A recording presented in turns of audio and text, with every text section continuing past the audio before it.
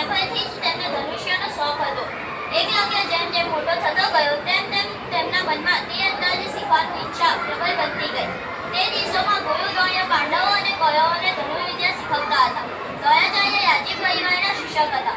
ગુરુદ્રોણની કીર્તિ ચારે બાજુ ફેલાઈ હતી. તેના જેવો કોઈ જ ધનુર્ધર ન હતો.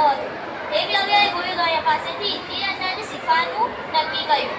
હસ્તિનાપુર ગુરુદ્રોણના આશ્રમમાં પહોંચ્યા ત્યારે ગુરુદ્રોણે એકલવ્યને આશ્રમમાં તીર ચલાવતા જોયા.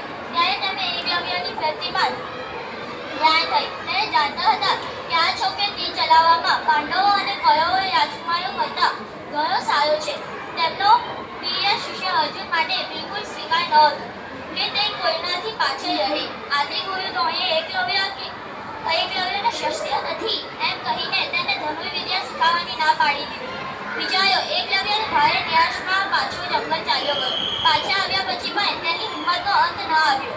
તેમણે જંગલમાં જ ગુરુદ્રોણની મૂર્તિ બનાવી અને દરરોજ તેના સામે પ્રેક્ટિસ કરવાનું શરૂ થયું. દિવસો જેમ જેમ ગતા ગયા તેમ તેમ તેની ધનુર્વિદ્યા ખૂબ જ વધતી ગઈ. એક દિવસે જંગલમાં ગુરુદ્રોણ અને તેમના શિષ્યોને પાંડવો અને કૌરવોને લઈને જ્યારે આવતા હતા ત્યારે તેમના ઉપર એક કૂતરો ભસતો હતો. તેમના શિષ્યોમાંથી કોઈએ એને શાંત ન કરાવી પાછળથી ત્યારે એના મોઢામાં તીર ઘૂસી દીધા. એ જોઈને ગુરુદ્રોણને આશ્ચર્ય થયું કે આ કોણ છે જે એના મોઢામાં લોહી પણ ના નીકળ્યું અને એનો મોં પણ બંધ થઈ ગયો. એને કશું નુકસાન પણ ના થયું. જ્યારે એકલવ્ય આવ્યો ત્યારે ગુરુદ્રોણે કીધું કે આ તું કંઈથી શીખ્યો? એકલવ્ય પછી તેને તેમની મૂર્તિ પાસે લઈ ગયો અને કીધું કે હું આ મૂર્તિને જોઈને શીખ્યો છું ધનુર્વિદ્યા શીખવાનું.